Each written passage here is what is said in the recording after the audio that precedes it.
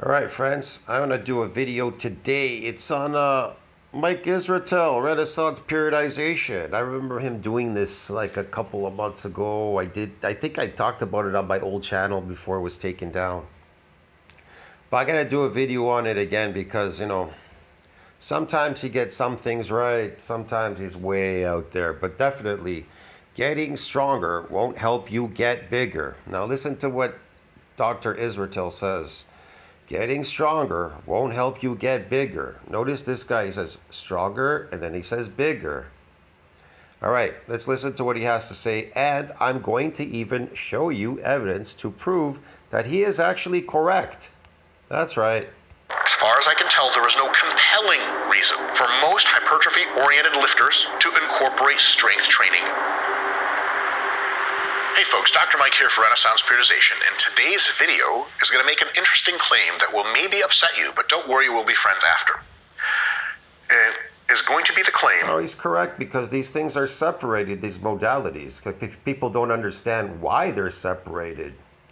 ...that I will be making, that getting stronger won't help you get bigger. And I'll tell you why. Number one. Really quick, just so you understand this for reference purposes. So in PubMed, when you look up strength, what is strength? Well, they tell you that myocytic androgen receptor controls that strength, but not the mass of the limb muscles. That's why it's kind of unusual when people ask for TRT. I need testosterone. Well, testosterone does bind to the androgen receptor. It's a sex hormone. It definitely will increase your force production. But then people will say, well, my muscle mass is kind of increased. Yeah, I don't know, man. Maybe your mass was actually going and it restored itself. But I don't see it going past that domain, an MND size limit. Remember, muscle has an MND size limit. You only were born with a certain amount of muscle fibers. You're not getting any more. You can get them when you first come in the gym. You call it newbie gains, but then you don't get them anymore again. They reach a ceiling limit where the progenitor is beyond where it could donate any more extra nuclei to that domain to support further muscle growth. That's it. So it's kind of over. So but there is a type of other mass you could call it. It's called sarcoplasmic. It's artificial muscle growth. So it appears that the muscles are getting bigger through this fluid. It doesn't make you stronger, but it will make you look a slightly bit bigger and puffier. So yeah, but people taking testosterone, they look very puffy because of this sarcoplasmic fluid. They retain a lot of it. So what do? They say, well, instead of TRT, you're going to start taking up the dosages. You up the dosages, your body starts to hold more of this glycogen because that's what testosterone does. It'll start to grab and hold more of this glycogen if that is in your diet. But if it's protein, it doesn't happen the same. That's why people claim, I'm getting a pump just walking up upstairs. I'm taking testosterone and I'm building muscles just walking up the stairs. I'm getting a pump. That word pump doesn't work with protein. You understand me? That's with glycogen. That is carbohydrates. You're eating an artificial diet called carbohydrates, building these fake muscles. Now, I can keep going on and on and on. I can show you reports about what that is exactly, just really quick. So there's no speculation. What is this sarcoplasmic? So now that you're trained and you reached an MND size limit, when you come back to the gym and you're lifting, that is the growth that you're getting. High volume resistance training in young trained men is largely attributed to what? Sarcoplasmic hypertrophy. That's why powerlifters are not getting as big as these so-called bodybuilders, because they are chasing the pump. That's all. That's it. That's basically it. So any growth you're really getting, even as a powerlifter, bodybuilder, is sarcoplasmic. All right. Uh-oh. Cue comments. Here we go. First reaction when I wrote this PowerPoint that I had was, how could it not? How could getting stronger not make you bigger, not help you make bigger? Easy, because it's not responsible for the mass. What this idea. And the idea that getting stronger directly makes you bigger is true. Like if you train for strength, it's also going to help you with hypertrophy. But what we're talking about today is a more nuanced. I will agree, it definitely will help you with hypertrophy in newbie gains in the beginning. Some people don't even get newbie gains in the beginning because they didn't put enough effort into it in their exercise. But that newbie gain can still pop out. It starts to drop off after the third week because of the repeated bout effect phenomena. It protects muscle from any more of this damage in the gym. That's what happens. So yeah, it kind of drops off and goes away. And it becomes more resilient from becoming damaged, the fibers, and they hide in type 1. So they become endurance, and if they're endurance type 1, that's the glycogen, that's the sarcoplasmic, and you come in, you're now a chronic lifter, you become an endurance athlete. Yeah, that's about it. So that glycogen enhances performance. That's why steroids do not build muscle. They're enhanced performing drugs.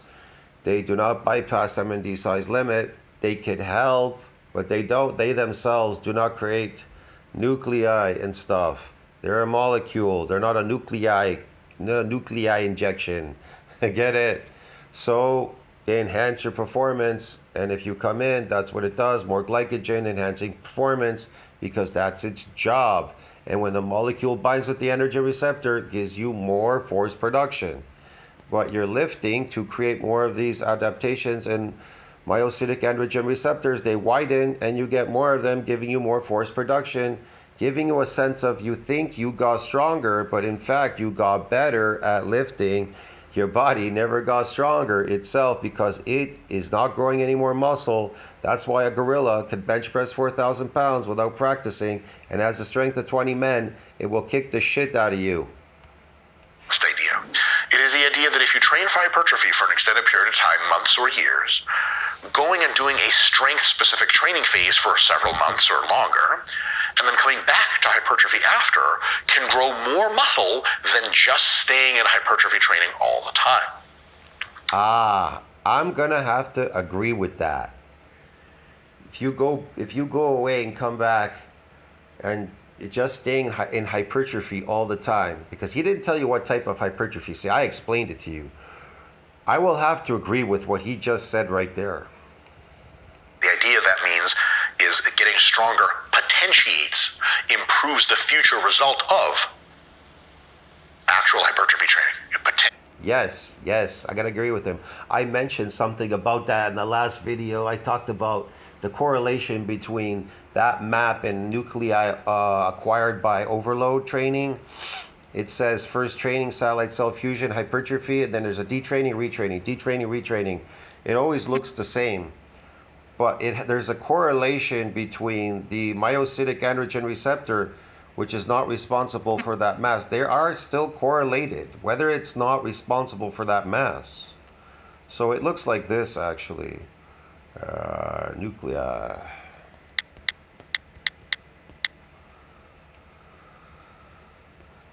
I'm using an older version of a phone because this is a lot quicker for me to do sometimes. The newer version, I could do it on my newer phone. I should have did it. Maybe I could do it on there. This is running an old version of Android. Hold on. But this phone has way more memory. I don't know. Conclusion, here we go. Conclusion, see, look, they even have a conclusion. We show that the increase in fiber size during overload hypertrophy is preceded by addition of nuclei. It is preceded. Thus, the increase in size could be causally related to the higher total protein synthesis capacity of the larger number of myonuclei. Why? Because nuclei synthesize protein, and protein synthesis needs to exceed that breakdown for you to see that mass. And so what happens is, without these nuclei, they synthesize protein. And if you don't have more of them, you can't build any more muscle. That domain, that mass ends. So what it looks like is this. So first training, satellite cell fusion. See that? First training, untrained. What is happening here exactly? Notice the satellite cell fusion. What is that? That is hyperplasia. You're getting more cells. You see that? They're building new fibers. We call that nascent muscle fibers. And then they get bigger and they hypertrophy, you bypass MND size limit. And MND size limit means that you reached a limit how many fibers your body built, and that ended at 15. At the age of 15, it closed. You got no more muscle fibers. If you were born with 100,000 muscle fibers, that's it. You didn't grow any more. It ended right there. So some people are born with more muscle fibers. As let's say, if you compare an ectomorph to a mesomorph will have more muscle fibers than an ectomorph. That's why you see these young people able to bench more and squat more. They're in high school. You see some kid, he's like a mesomorph, and he's like, oh my God, he's squatting 1,000 pounds or something like that, because he's got a lot of muscle fibers. And the more fibers you have, the stronger you become, because these motor units and androgen receptors have somewhere to proliferate and attach to, giving you more force production for the molecule to bind. That's why it itself is not responsible for the mass. The progenitor is responsible for that. And then you detrain, retrain, it never comes back. See that? You're never growing again. But he said if you stop and that strength, that you may be able to activate it again. Now he has some points there. It could be correct. Potentiates muscle growth later, right? It's like... See, potentiates muscle growth later. Yeah, I would have to agree with some of the stuff he says. Brushing your teeth before you go to the club doesn't actually get you laid, unless you really creatively use the toothbrush, and then maybe you don't even have to go to the club. But if you're brushing your teeth, that potentiates you getting laid at the club later. It doesn't itself actually physically cause you to be laid. It is not the laying. Again, unless you're creatively using the toothbrush. Exactly. It's the nuclei that get you, that synthesize protein and get you bigger. But again, protein synthesis needs to exceed that breakdown, like it said there in overload training. Without those two modalities, you got a zero.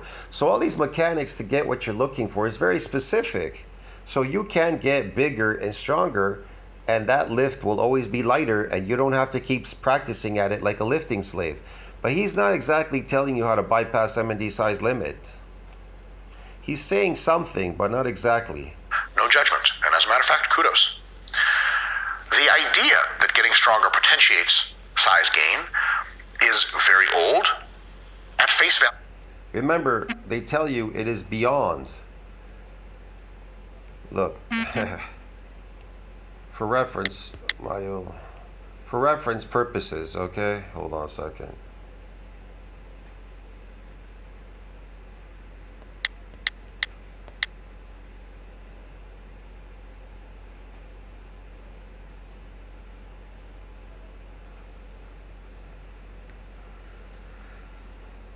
This is for, sorry, no, that's not the one. Man, shit.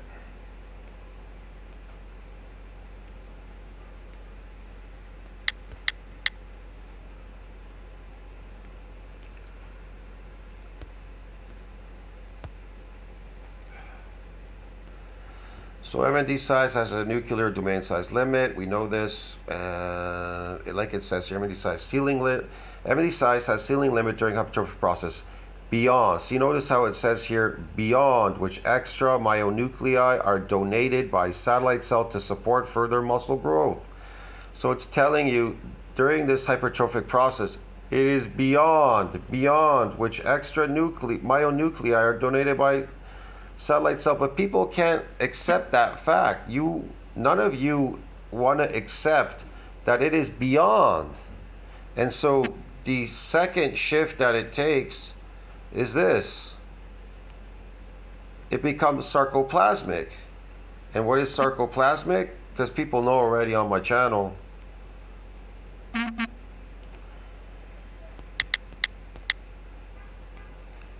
What is it? It refers to the increase of volume in fluid.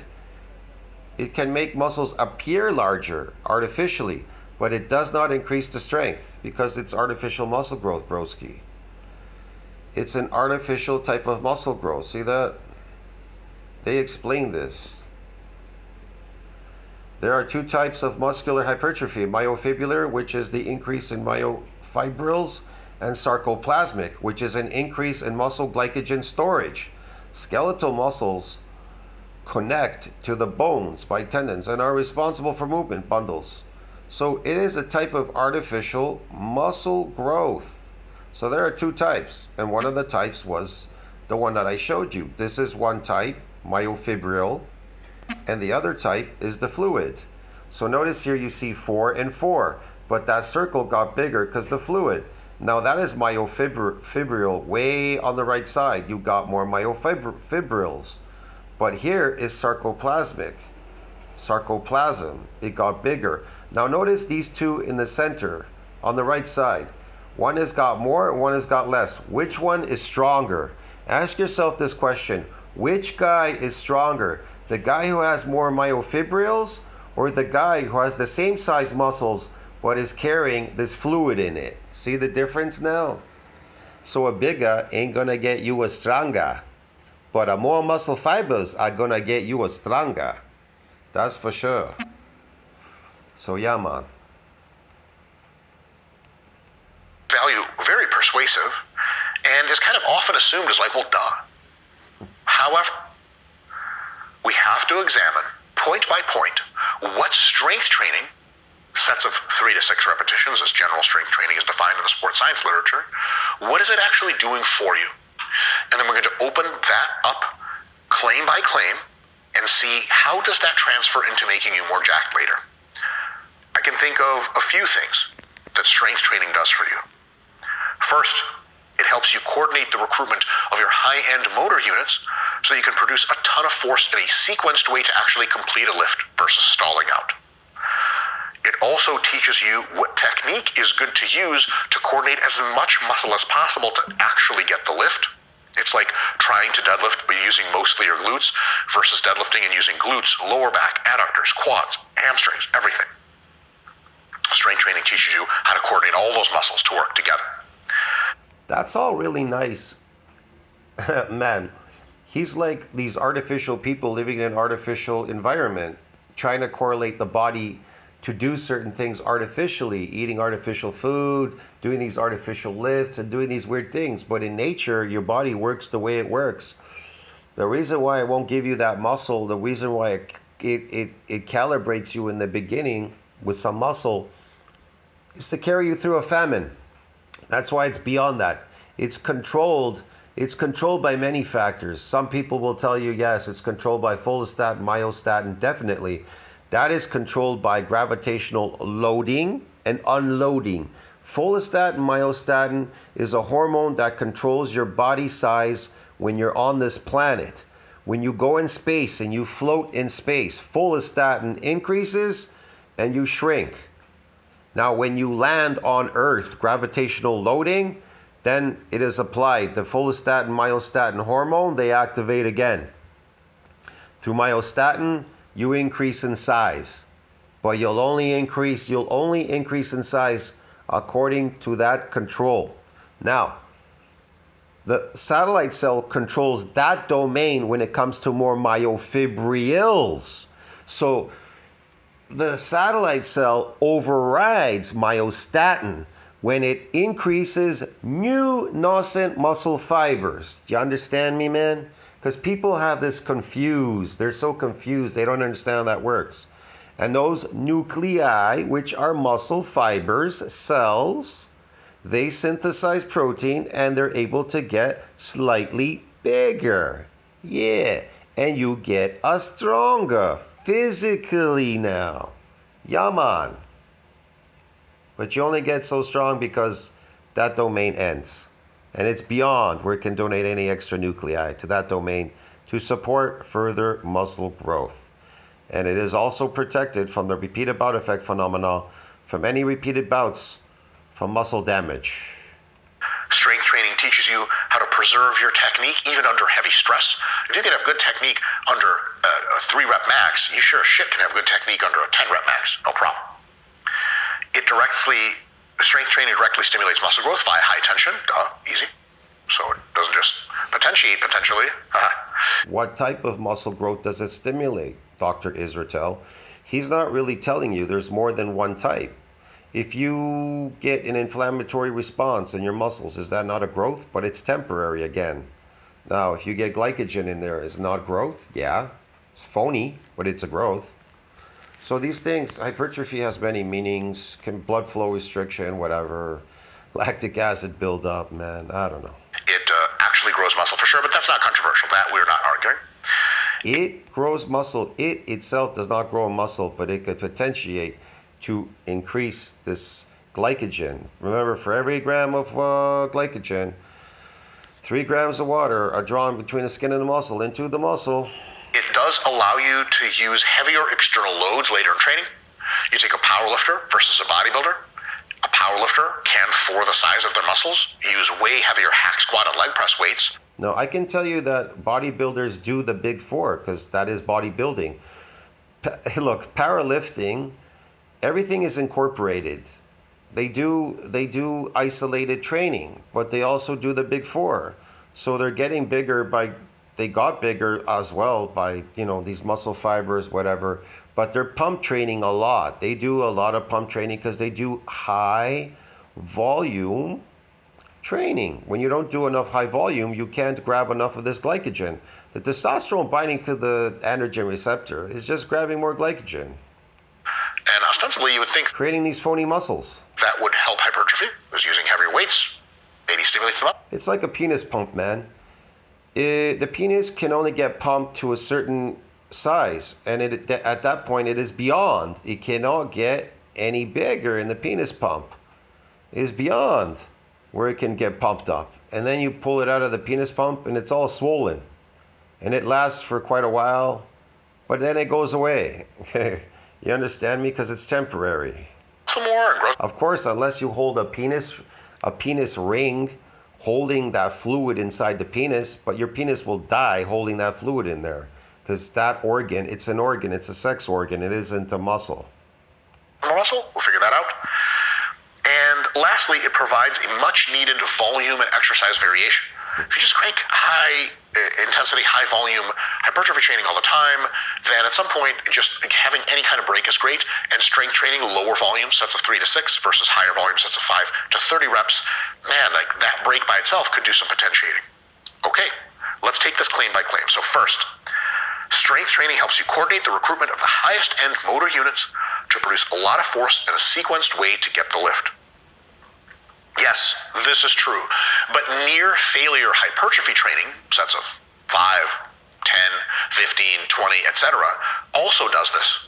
And it's not going to, the hypertrophy training won't make you produce more force, but it'll help you get extra reps. Either way, your performance is higher, and your ability to get extra reps. Your performance gets higher because the glycogen is loading into the muscles and you're getting an adaptation, more of these androgen receptors, so forth and so on, man. He's got some stuff right, but he's not really explaining it to you. Push that muscle further to its actual failure point is trained just as well with hypertrophy training as it is with... You could train it to failure, but that doesn't force MND size. That doesn't force myonuclear domain. It doesn't. People just think it is. It's so protected in type 1 now in endurance fibers, these slow twitch motor units. At this point, it's beyond it. It's just, yeah, man. You're so adapted at this point. Strength training.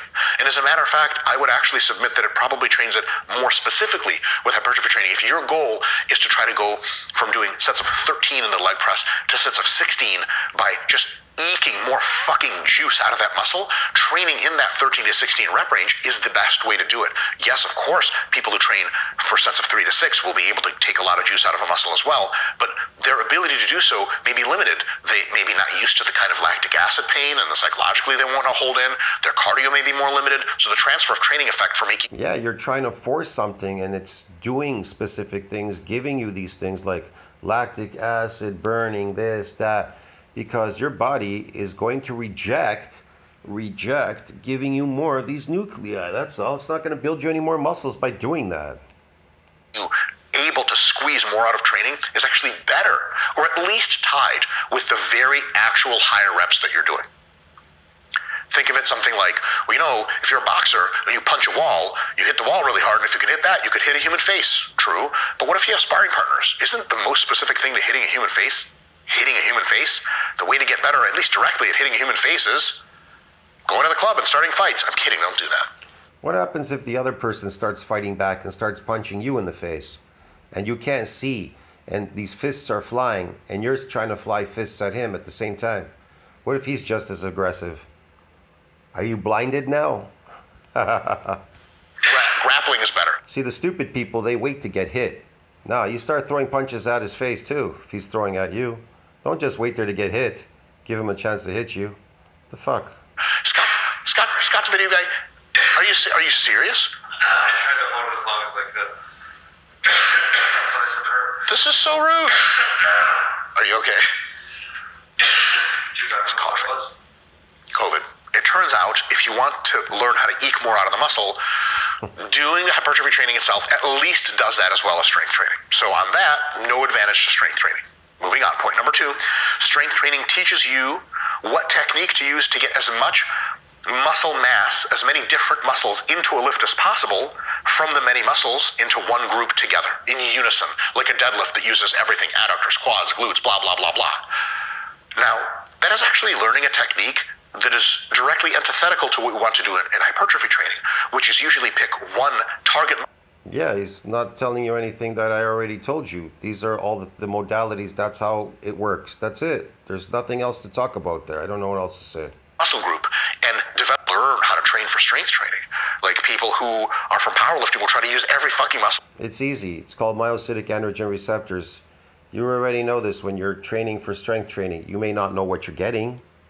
That's why people complain, well, I got a stronger, but I didn't get a bigger, or I got a bigger and I didn't get a stronger. Some bullshit.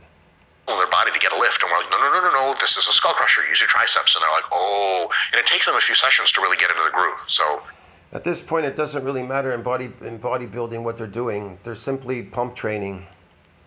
And powerlifters are shooting for androgen receptor strength. It's all kind of like a phony kind of fake strength, man. You know that? You get really strong when you have more muscle fibers. That's why a gorilla can bench press 4,000 pounds without practicing, and he has the strength of 20 men because he has more muscle fibers. He's extremely dense.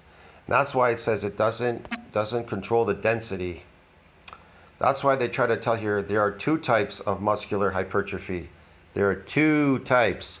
Myofibrillar, which is an increase in myofibrils, and sarcoplasmic, which is an increase in muscle glycogen storage. Skeletal muscles connect to the bones. See that? There's 2 types of hypertrophy. But so one is based on fluid and one is based on what? Myofibrils. So let's say you take creatine.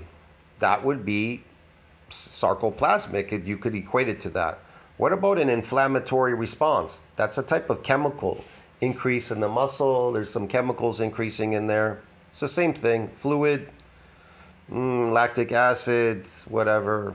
Yeah, all these things. Blood flow restriction, blood. It's fluid. So one is real and one is fake. One is correlated with strength. The other one is not, absolutely not correlated with any strength. So there you go, man. I'll see you in the next one. Tell me what you think about that. Like, subscribe. I gotta go. There's no point going longer with this. I'll see you in the next one. Ciao, friends.